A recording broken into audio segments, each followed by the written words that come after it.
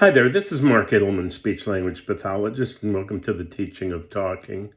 Today we're going to talk about automatic and deliberate speech with aphasia and apraxia. And we all know that speech is an automatic function. In other words, we really don't have to think very much when we talk. The less we think about what we're going to say, the more we can also get in trouble. But we do have to think about what we're going to say, but we don't have to think about the specifics or every word that we need to express when we talk. We think about the general outcome of what we want to get across when we speak to somebody. Sort of like when we call somebody, a family member, something like this. There are certain things that we want to talk about, but we don't have to think about the words to express. We don't have to think about the speed at which we're going to speak. We don't have to think about the specifics of talking because we know how to talk and we just go ahead and do it. Now, those with aphasia, they have lost the ability to initiate speech. So if we were going to talk about a Broca's aphasia, we know that a Broca's aphasia is difficulty coming up with the words and stringing them together to complete a thought. So it's sort of like an amnesia.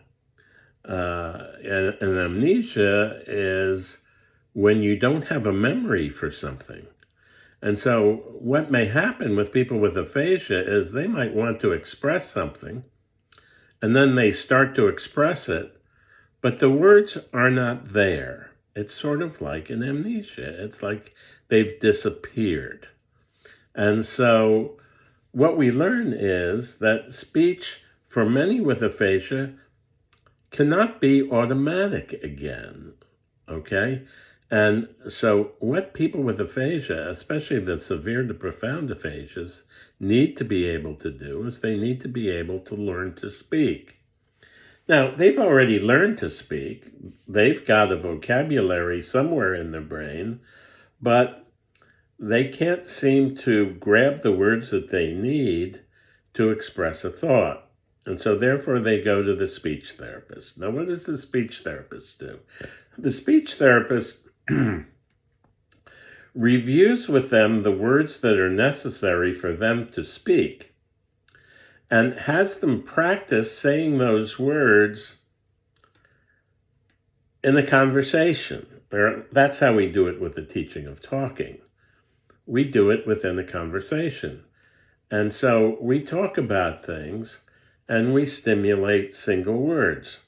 So if you want a person with aphasia to speak again, you must model the words that they need to express. You must show them the word, and it must be fairly easy, and you must be at least 3 feet away from them, and you must be able to just show them one word at a time. Now, with a lot of people, they think that people with aphasia should just start talking again, but they don't really know exactly what to do to help a person with aphasia speak.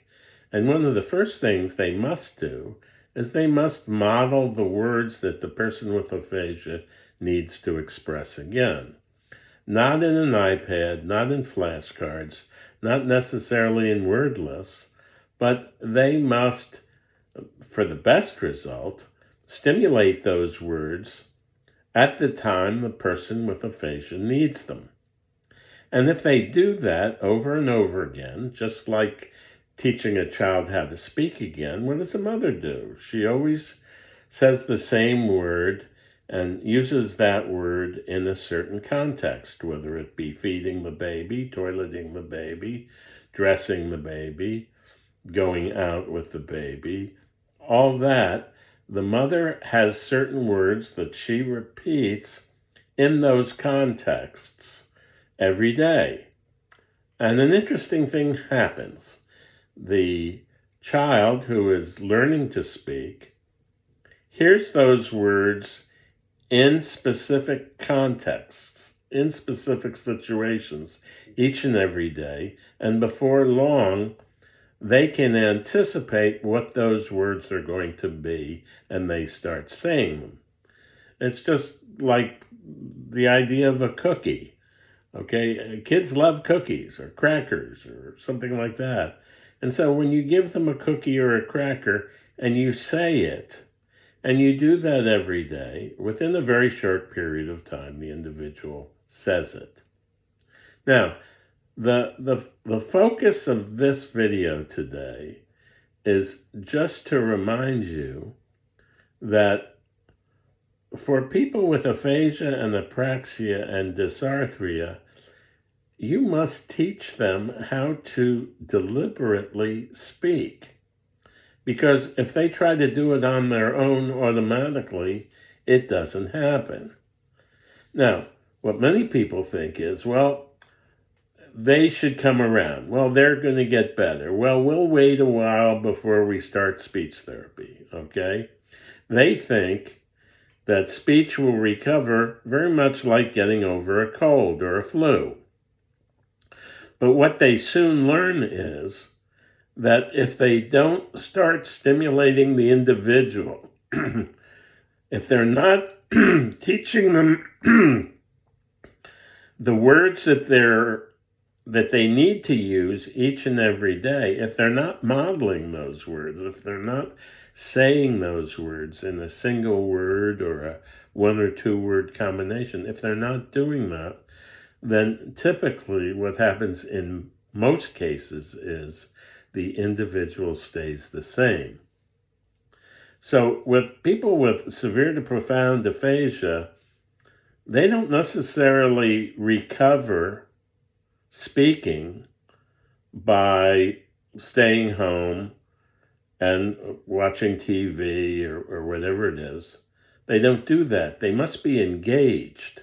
They must be engaged in a conversation where they're expressing words and where the caregiver is showing them how to say a word and then showing them how to say that word in the various contexts where that word is needed. So if a person drinks coffee every day, then what the modeler does or what the caregiver does is whenever that person has or wants coffee, that caregiver is expressing the word coffee in a way that the individual can repeat it.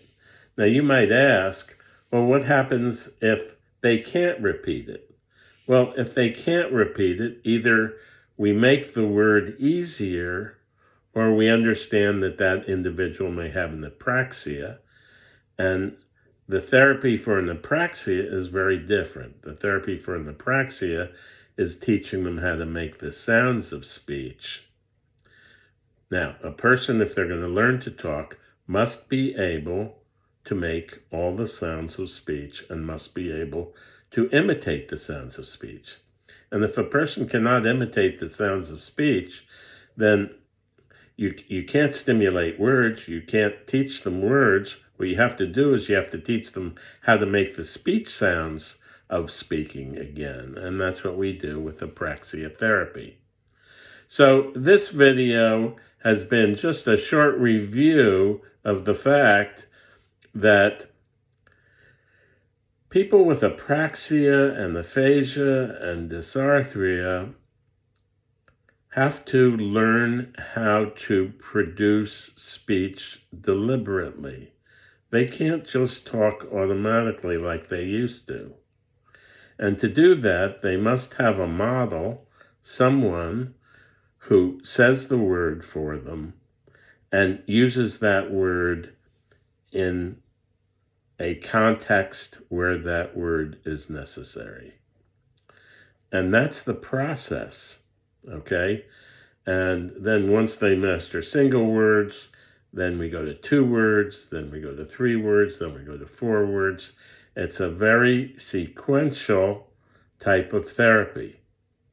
And you can learn how to do this by learning the teaching of talking method, which is a method that I developed from having the experience of over 50 years doing speech therapy with people, especially who have neurologically based speaking difficulties.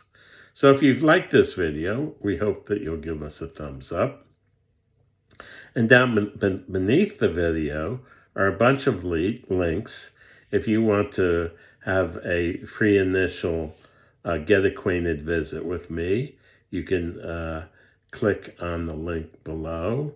Or if you're interested in learning about aphasia and apraxia therapy, we have books that are available on our website that I've written that will help a caregiver help their loved one. Now, I must say that in many cases, especially severe cases, the books and the videos are often very helpful. But the real speaking improvement occurs when you take the books, you familiarize yourself with them, and you work with a specialist who can pinpoint exactly what the problem with your loved one is, or a client that you're working with. You must find somebody who can pinpoint exactly what the problem is and can pinpoint also the best ways to go about improving speech. So this is Mark Edelman. We hope you've liked this video. We hope that you'll avail yourself, be on our mailing list, things like that. All those links are below. And we look forward to seeing you and speaking with you in the future. Bye-bye now.